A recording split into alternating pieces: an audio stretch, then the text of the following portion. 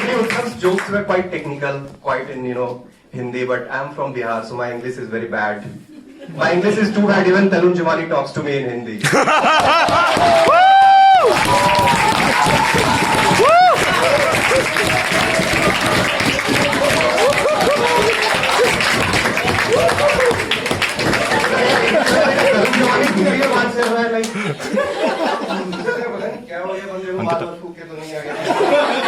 अंकिता अंकिता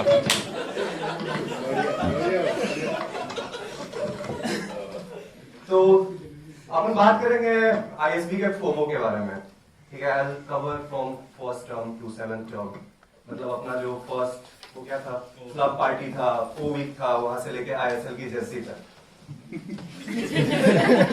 हाँ मतलब आईएसएल की जर्सी बहुत ही इंटरेस्टिंग है, बाद में बताऊंगा। मैवरिक्स वाले यहाँ पे कितने हैं? मैं भी हूँ यार। मतलब हमारी टीम जर्सी इसलिए नहीं बना पा रही कि सारे ओनर हैं।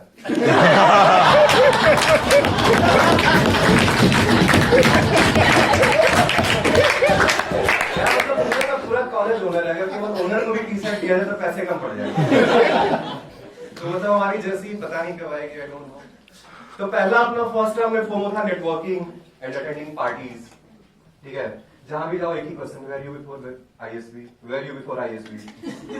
मतलब कान सुन के पक गया था कि भाई आईएसबी से पहले हम थे कहां। और तब जब बाद में हमने रिज्यूमे देखा तो हमें लगा सच में मैं कहीं था ही नहीं।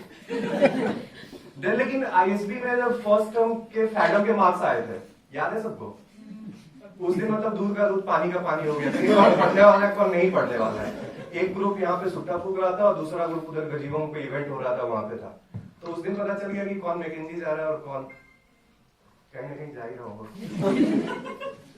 फिर आया सेकंड टर्म। सेकंड टर्म में फोमो था, पता है क्या? Case com. यहाँ पे टिंडर पे कौन बना? सब लोग हैं, मतलब सब लोग बताएंगे थोड़ी। अरे बता दो यार, ओके क्यूपिड का केस कॉम किसने किया था? बस तीन लोगों टिंडर पे। सर जिससे पूछो तुम टिंडर पे क्यों हो? ओके क्यूपिड का केस कॉम, टिंडर उसी डाउनलोड करना पड़ा, अदरवाइज कोई जरूरत ही नहीं थी टिंडर की। सूरी को पूछा यस बैंक का तुम्हारे पास अकाउंट क्यों? बोलता ब्रो केस कॉम। पूरा वैसे एयरटेल का सिम कार्ड क्यों है? तो बोलता ब्रो केस कॉम। मतलब जो भी कुछ हो केस कॉम पे डाल दो कि केस कॉम था इसीलिए क्या। मतलब ठीक है यार, बना प्रोफाइल अच्छी बात है। फिर आया सेकंड टर्म में बारी आई क्लब प्रेसिडेंट की। कौन कौन है क्लब प्रेसिडेंट? कोई नहीं, कमान रुचि चलो सबके में मैनिफेस्टो देखो तो मुझे ओबामा की याद आ गई। Yes we can, yes we can, कुछ लिखा हुआ है। और हुआ कितना है सबको पता चल गया। कुछ हमने बहुत अच्छा करा है, हमने सबको रेटिंग दिया है, सबको। जिसमें मैं मेंबर नहीं भी था उसमें भी मैंने रेटिंग दिया। हो जाता हूँ। लेकिन मैं मुद्दा ढूंढ रहा था बस मंदिर का। जहां भी देखा मैं मैनिफेस्टो, मंदिर बनेगा नहीं बनेगा। एक क्लब था ई कॉमर्स का, मतलब एग्जिस्ट करता है, ऑनलाइन डिलीवरी हो जाएगी कभी ना कभी। उनका बस यही मॉडल था। उसके बाद लेकिन सबसे जो इंटरेस्टिंग क्लब लगा मुझे वो श्रेय। अगर कुछ ना हो तो एक फॉरेन ट्रिप ले लेगी, अगर आपने सेटिंग कर ली तो हनीमून फ्री में।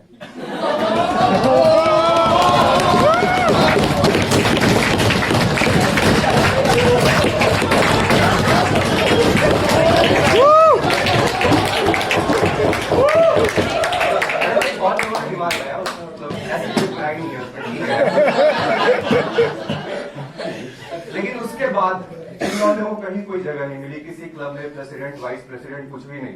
वो सारे बंदे हमारे यहाँ पे स्टैंड अप ग्रुप में। हमारे स्टैंड अप ग्रुप का व्हाट्सएप चैट पढ़ोगे, जैसे उत्सव ने दिखाया, वहां पे बस कुछ भी लाइन होता है, सैमसन बोलेगा पोदा रूम बुक करा दे। पोदा रूम बुक करा दे, मतलब पोदा रूम बुक कराने के लिए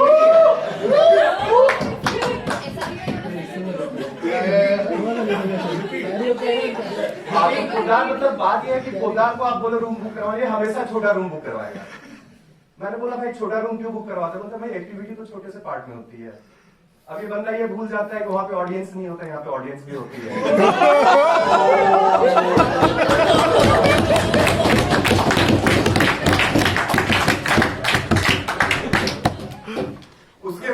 थर्ड टर्म का फोमो था जीपीए लाना है छवि के हाथ खड़े करके ट्राइसेप्स बन गए। बट ठीक है, थर्ड टर्म में जीपीए पता नहीं किसका है किसका नहीं। हमारे मैथ में एक समांशु है, उसको फोर्थ टर्म में पता चला कि थर्ड टर्म तक की जीपीए काउंट होगी। और एक है शिशिर, उसको अभी भी नहीं पता है कि जीपीए कब तक की काउंट होगी। जब क्लास में ऐसी सीधी करता है जैसे लगता है इसको ज्वाइनिंग लेटर पे सीजीपीए दिखाना है। सीरियसली यार, तुम्हारे क्लास में तो मैंने लेना ही छोड़ दिया। मैं सेकंड राउंड में अपना सारा सब्जेक्ट चेंज कर देता हूँ, पितामह जिस कोर्स में है वहां पे नहीं जाता। उसके बाद आया फोर्थ टर्म का था रिज्यूमे रिव्यू करवाना है। यहाँ जो मिले वर्कर मिले सरोवर है,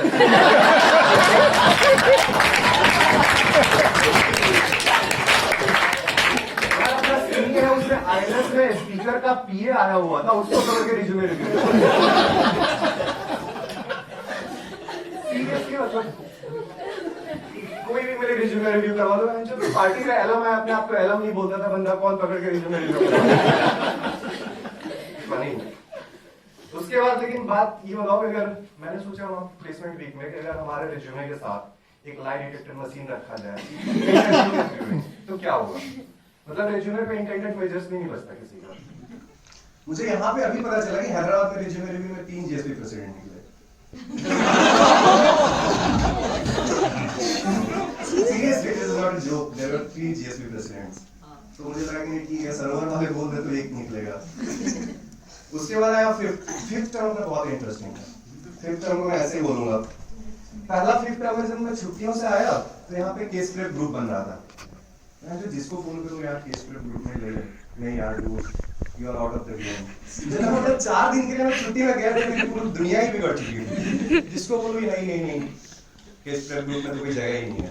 उसके बाद मैंने दिमाग लगाया, मैंने ढूंढा एक कपल सूरी वाला लड़का। इसके केस प्रेप ग्रुप में जाऊंगा, 2 बंदे अकेले हैं, एक मैं रहूंगा, एक कहीं और से ढूंढ लूंगा। यहाँ पे आईएसबी में कपल होने के बहुत फायदे हैं। मतलब दिस इज 7th टर्म, आप लोगों को पता चल ही गया होगा। मतलब किसी का पर्सनल नहीं है, मतलब अगर आप चाहो तो क्वाड से स्टूडियो शिफ्ट कर सकते हो।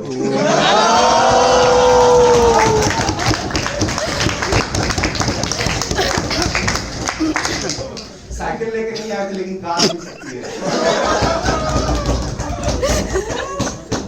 और नहीं, ये सब तो कुछ भी नहीं होता है। दिक्कत तब आती है जब क्लास में व्हाट्सएप पे सीपी के पॉइंट्स आते हैं और फिर वो बोलेगा prof I would like to add on what she said.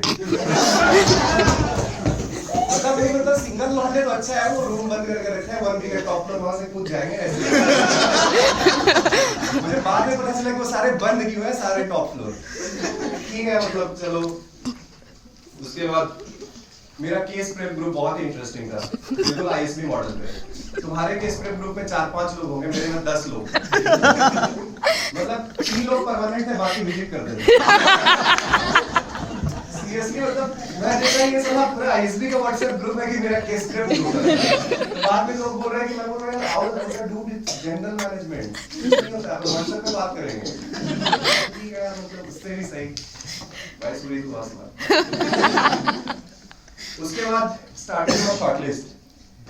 तो जब शॉर्टलिस्ट आना शुरू हुआ तो मुझे बेंच छोड़ के बाकी सब पे कॉन्फिडेंस।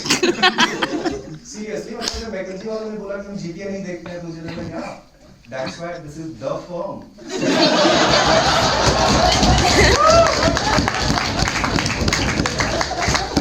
मैंने डेलाइट के एसएमओ में अप्लाई भी नहीं किया। जरूरत ही नहीं पड़ेगी, मतलब मैकेंजी में 11 बजे एफआईआर साइन करूंगा, 12 बजे फ्लाइट में।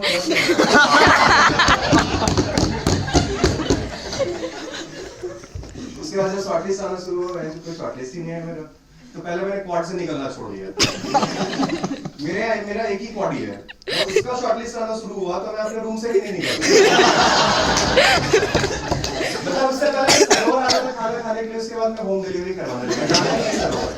सरोवर जहाँ पे मैकेंजी वाले एक टेबल पे बैठे हुए हैं, बीसीजी वाले दूसरे टेबल पे बैठे हुए हैं। मतलब वो जो लंबी वाली टेबल है वहां पे जाके बैठ जाते थे जितने भी निठल्ले लोग थे। उसके बाद फिर हम लोग पहुंचे हैदराबाद। हैदराबाद में बहुत ही इंटरेस्टिंग चीज हुआ मेरे साथ।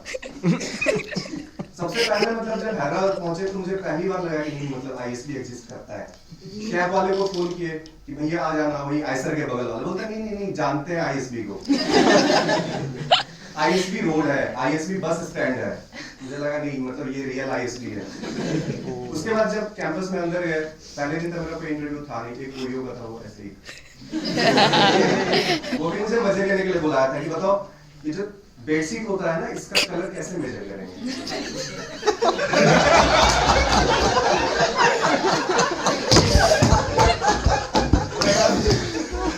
मैं इंजीनियर से पूछ रहा कि बेडशीट गंदी है कि नहीं।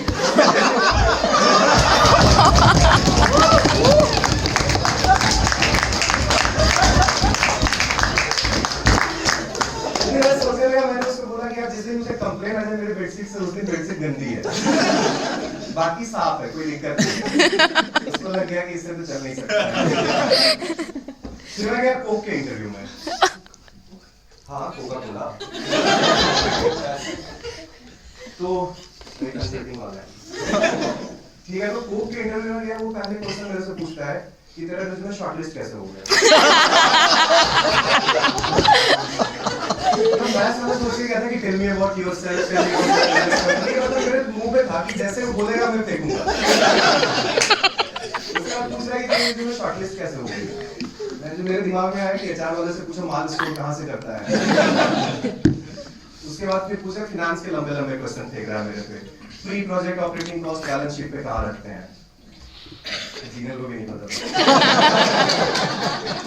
मेरे पास इसका था, मैंने इसको बता दिया था, बोली कि मेरे से भी नहीं होने वाला है। तो मैंने सिंपल आंसर दिया कि मैं अपने फिनांस वाले को फोन करता था, बता देता था रखना है कि नहीं रखना है।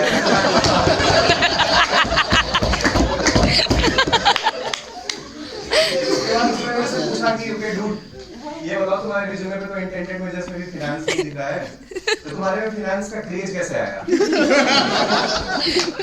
फिर मैंने उसको बोला कि जब मैं बचपन में इकोनॉमिक साइंस पढ़ता था तो बोला मैं देख के तेजी हो जाता था।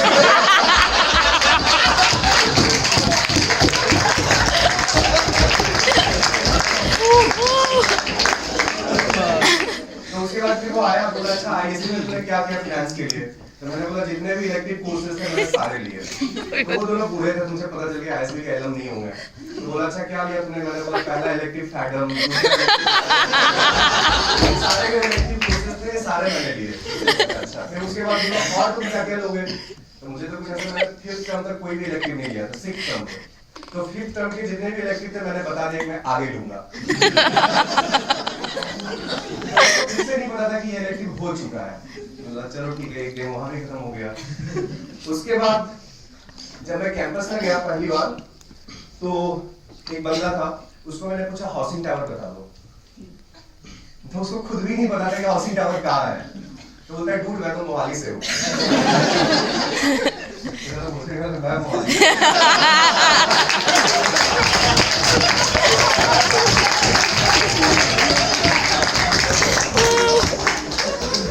उसके बाद मैंने निकाला वो मैप जो एसएससी ने हम लोगों को दिया था। जैसे मैंने उसको मैप दिखाया, उसके आंखों में चमक आ गई। बोली एक कॉपी हमें भी दे दो। तो मुझे लगा कि इस मैप की जितनी जरूरत हमें थी उतनी जरूरत इनको भी। फिर मुझे लगा कि this is really one school two campus. दोनों का हैदराबाद के बारे में नहीं पता। फेयर गेम था काफी। उसके बाद डे 1 पे तो अपना कुछ हुआ नहीं, तो अपन डे 1 पे और डे 2 के बीच में बहुत छुट्टा फूकते थे। वो मतलब वो पीक था तुम्हारा छुट्टा फूकने का। उसके बाद क्या होता है, बैठा हुआ मैं रात में, किसी का भी फोन आता था, बहुत एकदम शिद्दत से फोन उठाते थे, तो एचआर निकले क्या हुआ नहीं। एक फोन आया उधर से, अकेले हो।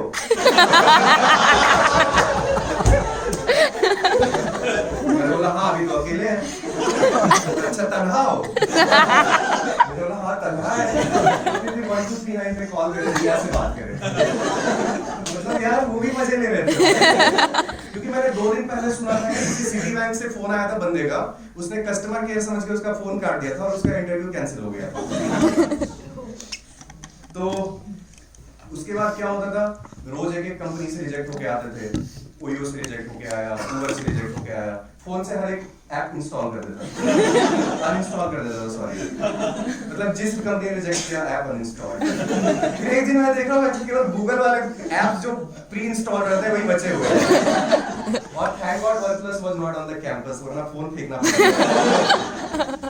ठीक है, उसके बाद क्या हुआ कि सबसे बुरी कंसल्टिंग वाले लोग करते हैं, हम डे 1 और डे 2 के बीच में बैठे हुए थे, ये बोलते हैं कि हमें ना CO20 के लिए हैंडबुक बनानी है। मतलब ये लौंडों की जॉब नहीं लगी है, इनको अगले बैच की पड़ी हुई है। तो वैसे ठीक है, कोई बात नहीं यार, चलता है। फिर उसके बाद जब वापस आए तो सबकी इलेक्टिव्स चेंज हो गई। ऐसा लगा कि इलेक्टिव्स पिछला वाला बिडिंग किसी और ने कर दिया था, ये वाला बिडिंग हम खुद से करेंगे। मतलब सारे क्लासरूम का कॉम्पोजिशन बिल्कुल चेंज हो गया था। मार्केटिंग मुझे बायोलॉजी लगने लगी थी, मतलब क्लास कॉम्पोजिशन बहुत ही सही था। तुम किसी भी क्लास में चले जाओ, एकदम सेक्स रेशियो वाज इक्वलाइज्ड। या लेकिन सबसे गंदा कड़ा था फिर से ऑपरेशंस वालों का। वो बिल्कुल फिजिक्स का सब्जेक्ट था, तुम कोई भी कोर्स ले लो कोई बंदी नहीं रहती। अगर 100 से कम भी बिट पॉइंट रख देते मिनिमम तो वो कोर्स मिल जाता, उसके लिए उतनी रखने की जरूरत नहीं थी। एक प्रोजेक्ट मैनेजमेंट का क्लास था, उसमें 4 बंदे प्रेजेंटेशन दे रहे हैं, 4 बंदे सामने बैठे हैं, एक ए बैठा हुआ है और एक प्रॉप बैठा हुआ है, और वो दोनों जो पिछले टॉपिक पे पहले वाले ने प्रेजेंटेशन दिया था, दूसरा वाला भी उसी टॉपिक पे, तो आप क्वेश्चन कौन सा पूछेगा? तो सही था, मतलब ऑपरेशंस का ऐसा कटता है। उसके बाद लेकिन अपना जो स्ट्रेटजी वाली कोर्सेज है वो सही है, वो मुझे देख के केमिस्ट्री की याद आई कि नहीं, फैब की जरूरत सबको पड़ेगी जिंदगी में।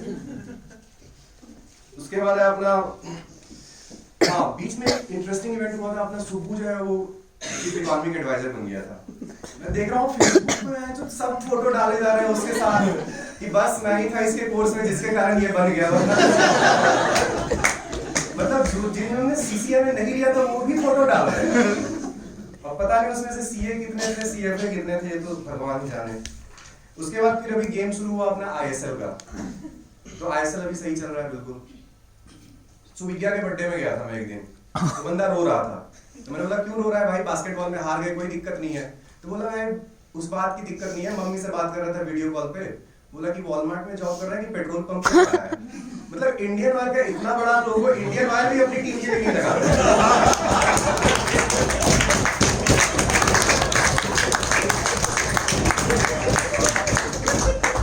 उसके बाद जो हमारी हुकुम्स है, हुकुम्स का टी-शर्ट कोई नहीं पहनता क्योंकि सबका एक साइज छोटा आ गया है। और मैवरिक्स का तो आप लोगों को पता ही है, बहुत सारे ओनर्स हैं, टी-शर्ट नहीं हो सकती। So thank you guys, this was just my day.